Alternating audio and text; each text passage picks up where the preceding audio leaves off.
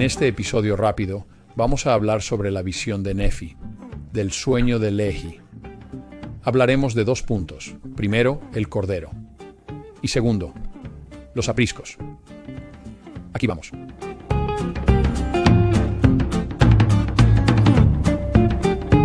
Bien, estamos analizando de primer Nefi, capítulos 11 al 15. Quiero aplicar un enfoque integral para la visión de Nefi. Es importante ver qué sucede aquí entre estos 5 capítulos para obtener una mejor visión de cómo Nefi organiza esto y cómo el coro angelical aquí, para Nefi, muestra algo que ha sido presentado de forma muy similar a otros profetas.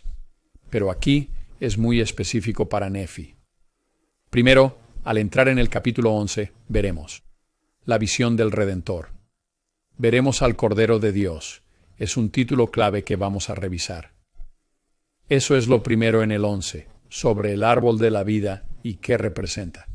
Y en general, la doctrina de Cristo. Mientras avanzamos por los capítulos, vamos al capítulo 12. Nos alejamos de solo algo sobre el Cordero o el Salvador y entramos en los diferentes rediles del pastor, por así decirlo. Hablamos de judíos y los gentiles. Hablamos de la casa de Israel. Y específicamente para Nefi, hablamos de su simiente y la de sus hermanos, Lamán y Lemuel. Más adelante vemos cómo todo esto empieza a funcionar unido y cómo estos rediles, estos grupos de personas, estas ramas de olivo, como escuchamos, trabajan juntos para cumplir el propósito de nuestro Padre Celestial, que es lograr la inmortalidad y vida eterna del hombre. Y luego concluimos regresando a, después de haber tratado extensamente a los gentiles, volvemos a una reinterpretación del sueño en el 15. Y acabamos otra vez con el Redentor y el Salvador, con el Cordero de Dios. Así que hay un tema general que Nefi intenta transmitir. Parece que la hueste angelical también intenta transmitírselo. Son 2 cosas, ¿verdad? Son 2 cosas. Primero, es el Cordero de Dios y la doctrina de Cristo. ¿Cierto? Está muy específicamente trazado aquí, para Nefi.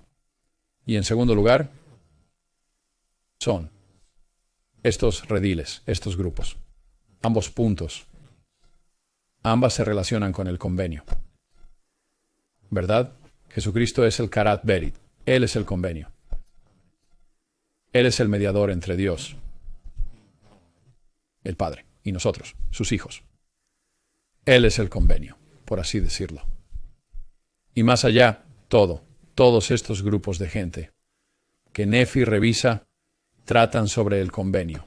No es cómo trabajamos con Dios directamente, sino cómo nos ayudamos y cómo estos grupos se ayudan mutuamente en momentos de la historia para levantarse, para predicar el Evangelio y recibir el Evangelio. Y hay un tiempo para esto, para todos estos grupos, y todo tiene que ver con el convenio, especialmente bajo el convenio de Abraham. Y así, de nuevo, tomando una perspectiva de que Nefi y Lehi salieron de la apostasía en Jerusalén. Vemos estos 2 elementos de la ley superior, el convenio de Abraham y la doctrina de Cristo. Todo esto es sobre el sacerdocio de Melquisedec, y es Isaías quien se centra mucho en el convenio abrahámico y en un mensaje mesiánico, y gran parte de eso que vemos en esta visión parece estar extraído de el libro de Isaías, o al menos comparte los mismos temas. Pero entremos ahora al capítulo 11. Dedicaremos más tiempo a este capítulo que a los otros 4. Quiero que miren. Empezando aquí con el versículo 4, ¿verdad? La hueste angelical está aquí, Nefi medita. Es llevado, claro, a una montaña donde nunca estuvo. No sabe si está en el cuerpo o no. Es una visión de este tipo. La hueste angelical le pregunta, ¿qué desea? Él dice que desea ver lo que su padre vio. Entonces, número 1, tiene un deseo. Número 2, cree en las cosas que su padre vio. Esto fue crucial. Y el Espíritu me dijo, en el versículo 4, ¿crees que tu padre vio el árbol del que habló? Ahora, seamos específicos sobre la lectura que debemos considerar aquí. Primero, de nuevo, si estamos en un tiempo de apostasía, y si el árbol de la vida existía, un árbol de la vida, una menorá distinta, existía dentro del lugar santísimo y fue quitado, entonces sería por un cambio de doctrina de los deuteronomistas. Y si vemos aquí que la hueste angelical pregunta específicamente, ¿crees que tu padre vio el árbol? Entonces tenemos una mejor idea de que Nefi creció en una época donde a su alrededor la doctrina, la respuesta correcta es no. No creemos en ese árbol de la vida. Quizás sea un árbol diferente al de la creación, pero el árbol de la vida que está en el templo, que representa a Cristo y mucho más que veremos, no se creería. Y por eso el ángel le pregunta esto. ¿Verdad? No es solo, oh, creo lo que dijo mi padre. ¿Por qué la hueste angelical está aquí tan feliz? Cuando Nefi dice, sí, creo, ¿verdad? La hueste angelical dice, Hosana al Señor, Dios Altísimo. Cuando Nefi dice, sí. Piensen en eso. Es porque esto trata sobre la restauración. Es un tema crucial en la visión de Nefi. Es la restauración de lo que fue quitado en Jerusalén. Se los mostraremos. Y luego el ángel sigue. Bien, Nefi, si crees en el árbol de la vida, que esto vio tu padre, entonces bendito eres, Nefi, porque crees en el Hijo del Dios Altísimo. ¿Verdad? En otras palabras, si crees en el árbol de la vida, entonces crees en el Hijo de Dios. Esto es lo que habría estado en el templo. ¿Cierto? Él cree en una ley más elevada. Él no cree en lo que fue quitado del templo. Y comenzando en el versículo 7, veremos el primero de 2 títulos que obtendremos para Jesucristo. Ambos son muy importantes. Permítanme retroceder un momento y hablemos de los títulos de Jesucristo. Cuando tienes un rey, ¿cierto? Cuando el rey Carlos, el futuro rey Carlos, o el nombre que elija, tome el trono tras la muerte de la reina Isabel, él recibirá varios títulos diferentes. Para la mayoría estos son solo descriptores, ¿cierto? Es el duque de tal lugar, ¿cierto? El rey de esto, el príncipe de tal. Para Jesucristo vemos lo mismo. Él es el príncipe de paz. Él es el Hijo de Dios. Él es el Cordero de Dios. Es el consejero. Debemos entender esto. Estos títulos son específicos y tienen un significado detrás. Y por eso se usan de diferentes maneras en las Escrituras, dependiendo de lo que el autor trate. Y así aquí veremos que, primero, el ángel le dice a Nefi, vas a ver a un hombre descendiendo del cielo, y de él darás testimonio. Después de haberlo visto, testificarás que es el Hijo de Dios. He hablado de esto varias veces. Ese título significa que Él viene a la tierra y nace de una madre. Es lo primero que veremos, y es importante entenderlo. Porque justo después de que se da ese título, en el versículo 8, dice, y aconteció que el Espíritu me dijo, mira, y miré, y contemplé un árbol. Era como el árbol que mi padre vio.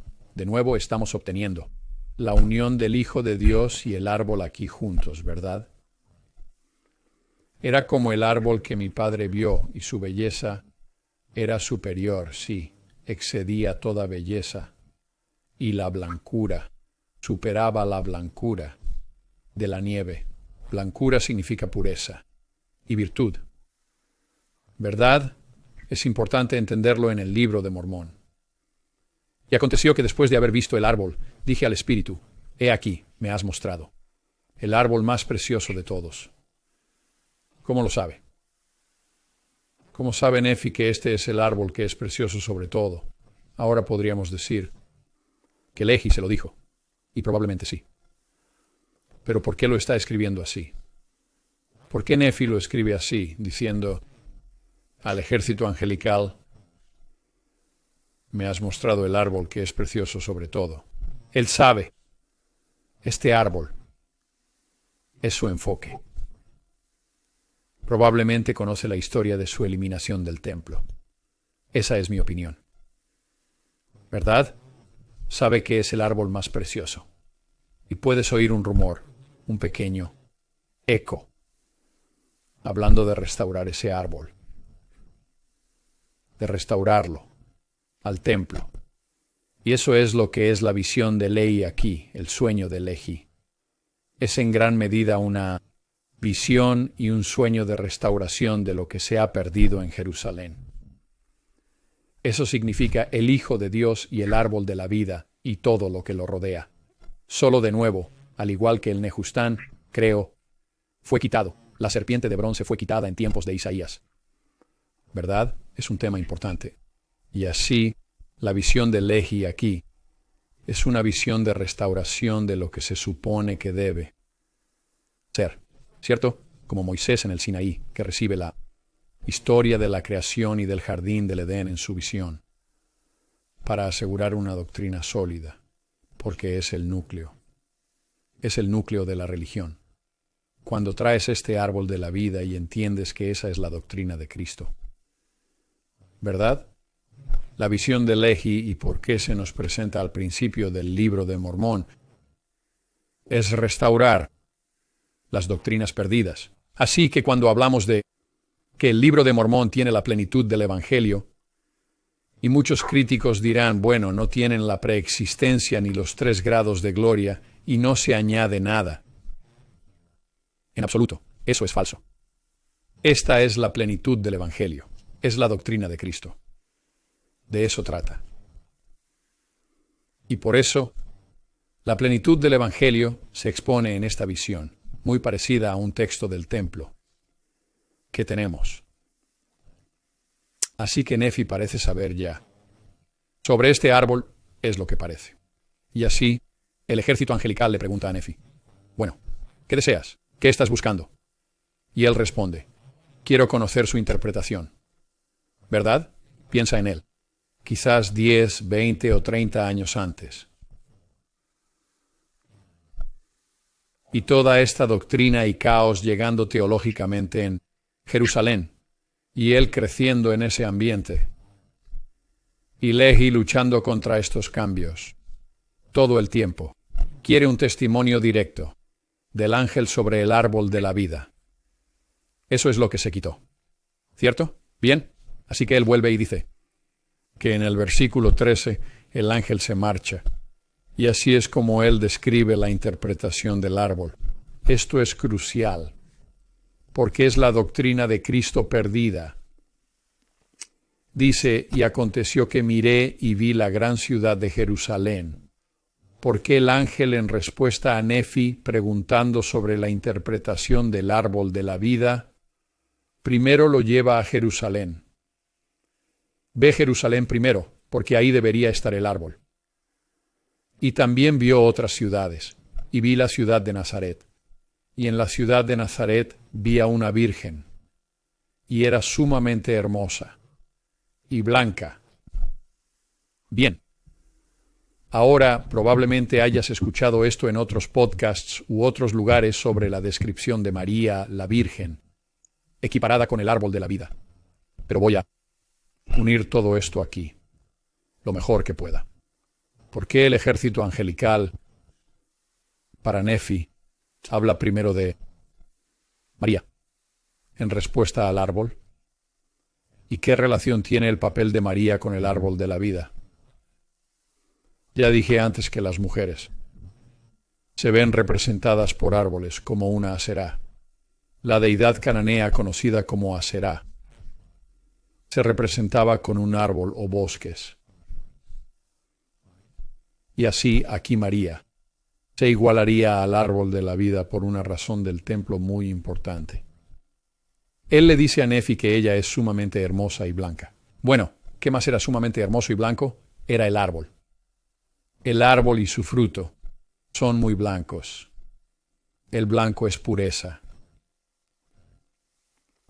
Y en el 14, y aconteció que vi los cielos abiertos, y un ángel descendió y se puso ante mí.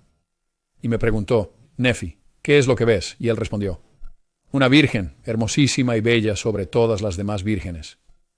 El árbol es más hermoso que toda otra belleza, o sobre toda otra blancura. Y luego menciona esto. Y me dijo, ¿entiendes acaso la condescendencia de Dios? Trae a María y cuestiona a Nefi usando el árbol. Y pregúntale sobre la condescendencia de Dios. Esa pregunta en particular es la esencia del sentido del árbol de la vida.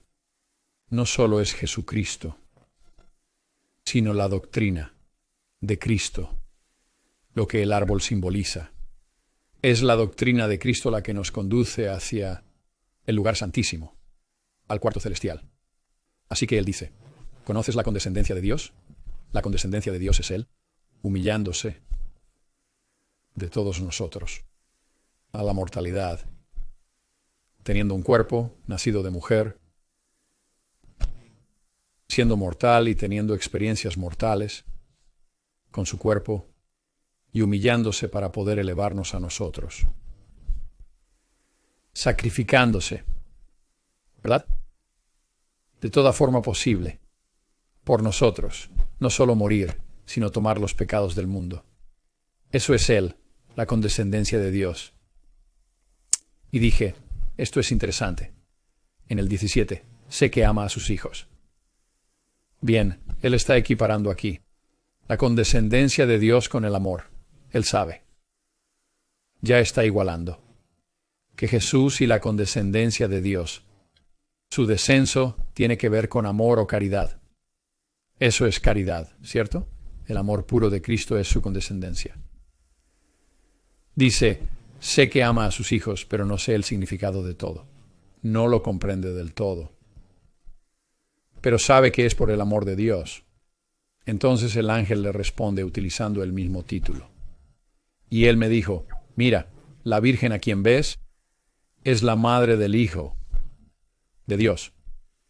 Ese es el título sobre Él naciendo en la vida mortal y bajando, la condescendencia de Dios. Eso significa el Hijo de Dios, según la carne, ¿verdad? Bien, así que el título se está usando exactamente como se supone que debe ser. Bien hecho, José Smith. ¿De acuerdo? Gran acierto, José. Muy bien. Y luego bajando aquí al 20, y miré y vi a la Virgen de nuevo llevando a un niño en sus brazos.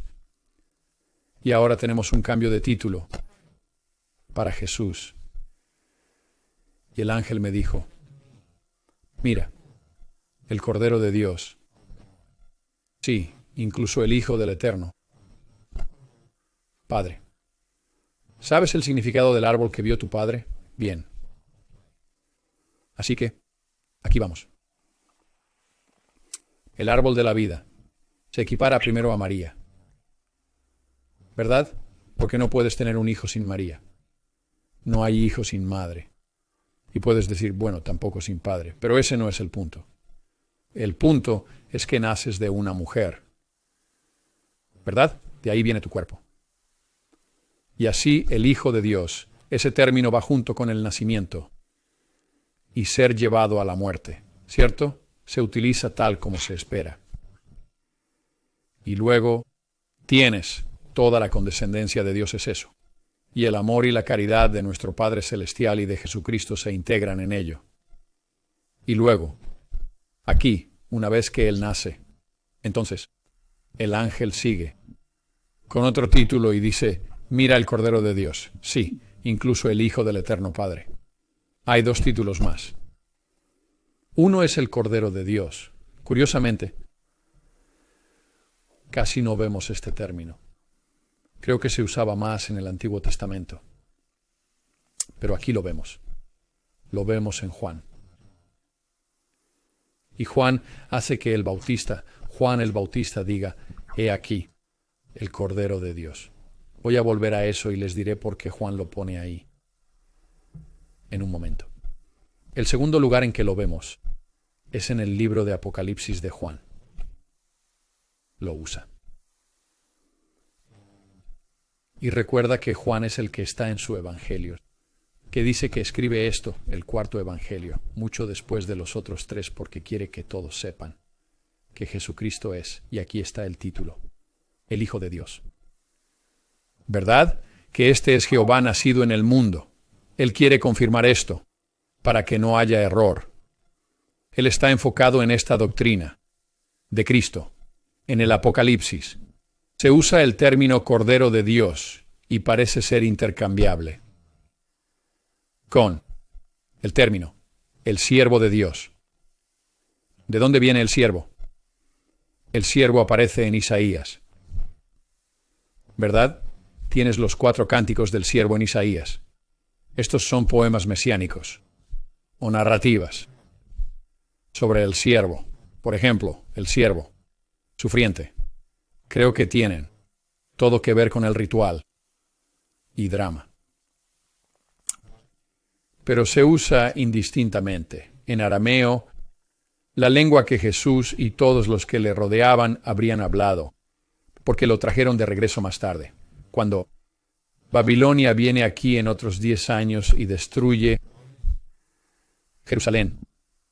Se llevan a un gran número de personas a Babilonia. Y allí, los babilonios hablan arameo. Y al volver,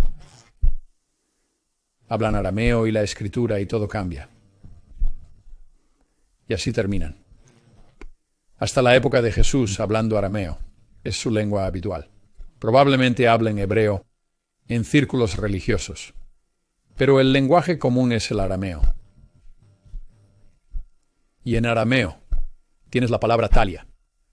Y talia significa tanto cordero como siervo. Y puedes ver a Juan con este juego de palabras entre siervo y cordero. Y es importante comprender que cuando esto se utiliza, se emplea para la connotación de restauración. El Cordero de Dios allí restaura. De la verdad, de todo y del sacerdocio. Es cuando se usa el Cordero de Dios. Se usa también como se pensaría en un marco pascual, como el siervo sufriente, quien sería el que expía por todos los demás, quien toma sobre sí los pecados del mundo. Eso iría junto, ¿no? Eso se pierde en el principio de Nehor. Es que la doctrina de Cristo, de Dios descendiendo y haciéndose mortal, al recibir un cuerpo mortal y cargando con los pecados del mundo, eso es lo que se pierde. Al restaurar la ley mayor y las ordenanzas, se centra exactamente en eso, en la doctrina de Cristo, en el Cordero. Y naturalmente, el que restaura, y las ordenanzas superiores y el entendimiento de expiación con Cristo. Se unen en este término, el Cordero de Dios. Y verás si lees esta visión aquí. En estos 5 capítulos verás una y otra vez. Piensa en esto, ¿verdad? Piensa en esto. Haz una marca en tus escrituras. Así que piensa en eso como el restaurador cuando leas eso, cargando los pecados como el Cordero Pascual. Lo haría, pero de nuevo. José Smith lanzando un dardo, ¿cierto? Y casualmente acierta. Justo en los usos de estos títulos en toda esta visión. Y entonces el ángel de nuevo, después de haber repasado esto con Nefi, le dice, ¿entiendes el significado del árbol que vio tu padre? Así que de nuevo, el ángel repasó todo. ¿Qué es todo esto? ¿Qué es todo sobre el árbol? En el capítulo 22, Nefi responde, es el amor de Dios, que se derrama. ¿Cómo? Un árbol lo haría, desprendiéndose de sus hojas o de su sombra, derramándose en los corazones de los hijos de los hombres. Corazones suaves, no corazones duros. Por lo tanto, es lo más deseable sobre todas las cosas. Entonces, ¿qué obtenemos? ¿Qué es el árbol de la vida? ¿Qué representa realmente? Al reunir todas estas cosas aquí, entendemos que esta es la doctrina de Cristo. Tienes a la madre, porque tienes un hijo, ¿verdad? Y tienes la condescendencia de Dios bajándose bajo todo. Tienes la plenitud del Evangelio en el Restaurador. Y tienes la plenitud en el Evangelio en el Hijo del Padre Eterno, de El Elión. Todo esto es la doctrina de Cristo. Y eso fue quitado del templo. Y el fruto, al participar de él, es lo que ese árbol produce. ¿Qué produce la doctrina de Cristo para ti? Y lo consumes, ¿verdad? Te vuelves parte de ello. Sigues su ejemplo. Tienes fe en ello. Lo aceptas. Te apoyas en la doctrina de Cristo. Es el amor de Dios. Y el ángel responde en 23, y me habló, diciendo, sí. Y lo más gozoso para el alma, probablemente sea un juego de palabras en hebreo, porque el gozo es muy parecido a Asherah, que sería árbol, ¿verdad? Y por eso es lo más gozoso para el alma. Y de nuevo vuelve atrás y piensa en 2 Nefi 2. 25. Adán cayó por el hombre. Los hombres existen para gozar, ¿no? Así que esa idea quiástica, idea de la historia del Edén es la caída, y luego volver y regresar hacia el árbol de la vida. Tras la caída, es aquí. Tenemos llegar al gozo.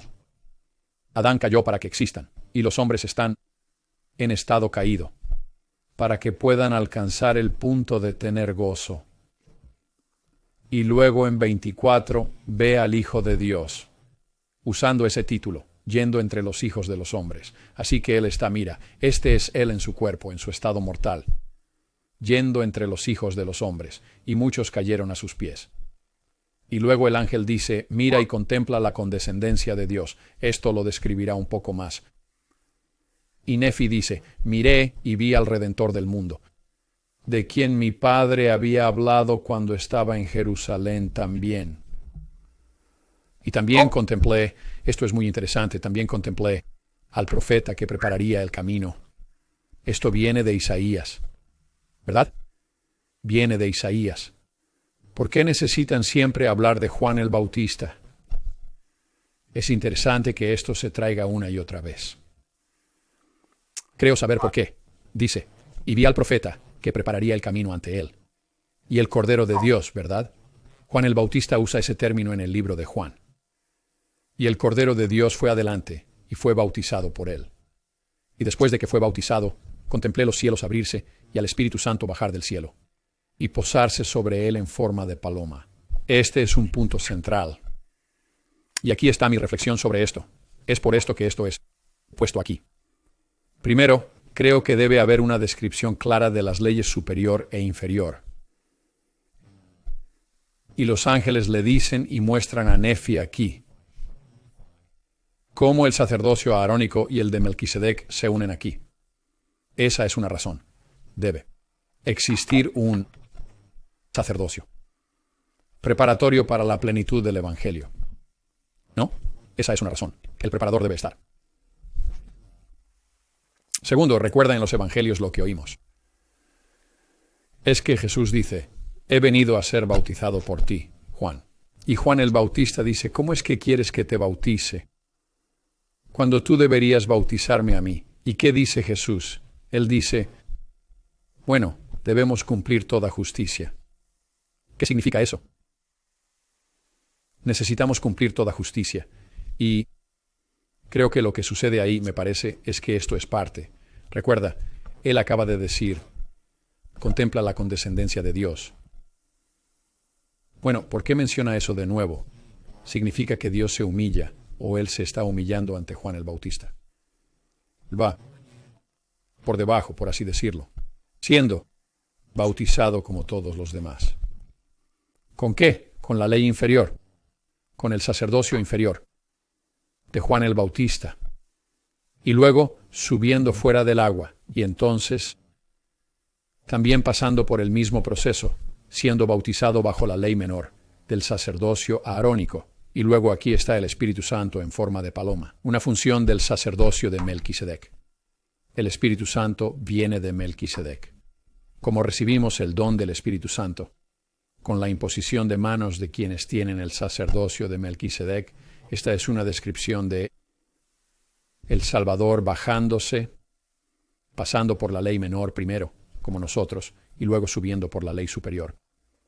Y entonces Nefi lo ve predicando y sanando, lo cual es también parte de Isaías. Y entonces, que es tomado, ¿verdad? Y el Cordero de Dios en 32. Fue tomado por la gente, sí, el Hijo del Dios eterno. Fue juzgado por el mundo, el Hijo del Dios eterno. Ese sería el Padre. Él habla de, lo más alto. Es tomado y juzgado por el mundo, lo más bajo de todo. Y yo vi y di testimonio. Y luego, importante aquí en 33. Esto es algo que vemos a menudo como tema en el Libro de Mormón, o la frase en el Libro de Mormón y en el Nuevo Testamento. Dice, y yo Nefi vi que él fue alzado, como la serpiente de bronce, en la cruz y muerto por los pecados del mundo. Ese es el Cordero de Dios. Y luego, así que aquí tenemos la doctrina de Cristo, y luego tenemos todo lo que lucha contra ella. Tenemos el principio de Neor, incluyendo la violencia. ¿Cierto? Y así ellos toman a Cristo. Lo asesinan. Él resucita. Y luego los 12, que son parte de esta visión, como fueron parte de la visión de Lehi. En el capítulo 1 de primero de Nefi, comienzan a luchar contra los 12. ¿Quién lucha contra los 12? Veamos cómo esto hace una transición aquí, hacia el gran y espacioso edificio. En 34, tras ser muerto, vi a las multitudes de la tierra, que se habían reunido para luchar contra los apóstoles del Cordero.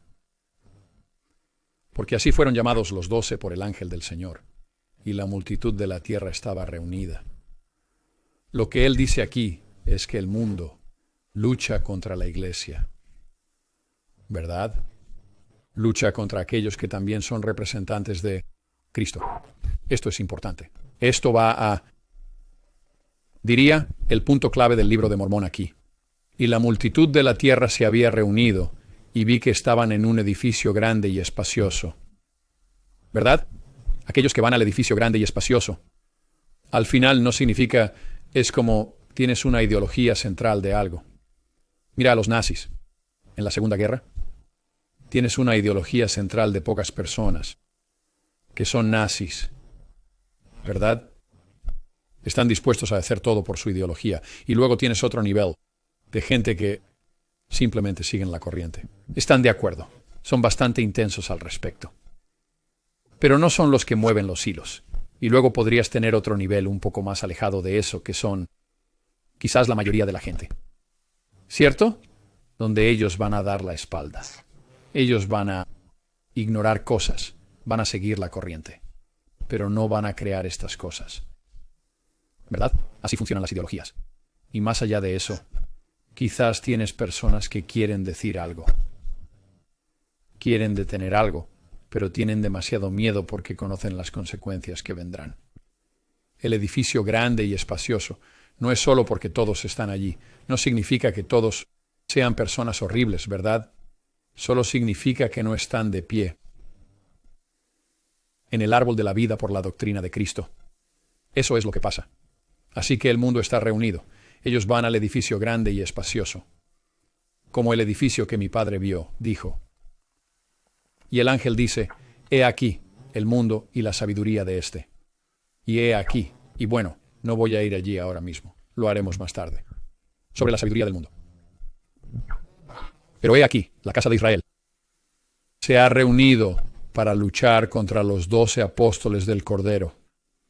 Así que él va a preparar esto ahora a través de estos 5 capítulos, sobre la pérdida de Cristo, de la casa de Israel.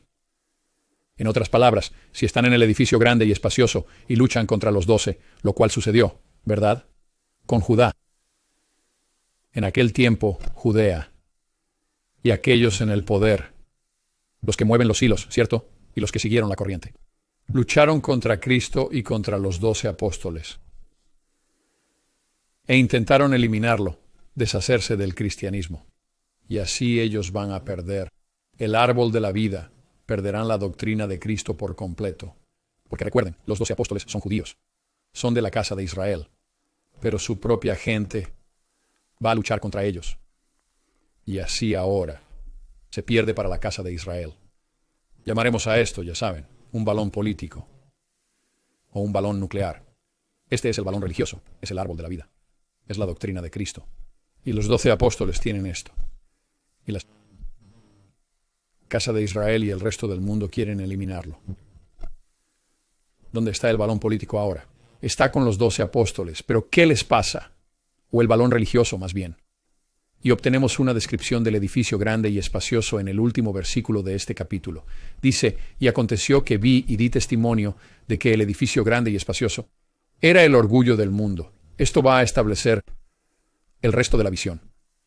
Tenemos la teofanía aquí de uno descendiendo del cielo y los cielos abriéndose, y viendo que el árbol de la vida es la doctrina de Cristo. Y luego tenemos lo que lucha contra eso en el principio de Nehor, y obtenemos el edificio grande y espacioso. Es el orgullo del mundo. ¿Por qué es el orgullo del mundo? Bueno, de nuevo, en un sentido muy real, es la ley inferior. Es el individualismo. Eso es orgullo, una perversión del individualismo. Es egoísmo, son mis propias necesidades.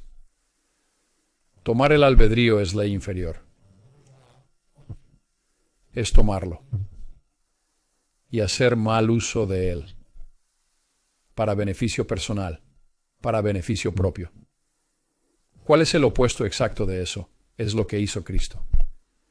Él fue tan abnegado como uno podría ser, con sus enseñanzas y, claro, con su sacrificio. Tienes los dos lados opuestos. Si eres religioso, o si eres cristiano, o si eres un santo de los últimos días, no importa. Esas verdades existen. La doctrina de Cristo, aunque no la sepa toda, y no tenga el Evangelio, si me estoy moviendo hacia el árbol de la vida, si renuncio a cosas, me sacrifico por otros. Eso es amor. Al final, eso es lo que es amor. Es sacrificarse por los demás. Y el ejemplo más grande de eso y el extremo más lejano que puedes alcanzar porque es eterno, es el sacrificio de Jesús. Y por otro lado, el camino es, ¿qué hay para mí en esto? En cierto grado, cualquier distancia del árbol de la vida es moverse hacia el orgullo. Es un movimiento hacia el yo, hacia el edificio grande y espacioso. Y dice, y cayó, y su caída fue sumamente grande. De nuevo, puedes pensar en Lehi y Nefi, pensando en Jerusalén. Saben que será destruida, ¿cierto? Así lo veo. Así será la destrucción de naciones, linajes y pueblos que luchen contra los 12 apóstoles del Cordero. Así que, de nuevo, creo que tienen presente aquí, aunque no tengamos a los 12 apóstoles, o podría ser algo similar. ¿Quién sabe? No sabemos que no hubiera algo como eso. Príncipes, ¿verdad? Uno por cada tribu de Israel bajo un profeta y quizás una presidencia. Alguna clase de estructura jerárquica del sacerdocio en el Antiguo Testamento debía existir. Sabemos que sí. Y no puedes tener solo un profeta o un par de profetas diferentes que estén ahí, sin estructura. No funciona así. Pero esto, para mí, es un llamado a Jerusalén, específicamente, y un principio en general también, y prepara el resto de esta visión. Hasta la próxima.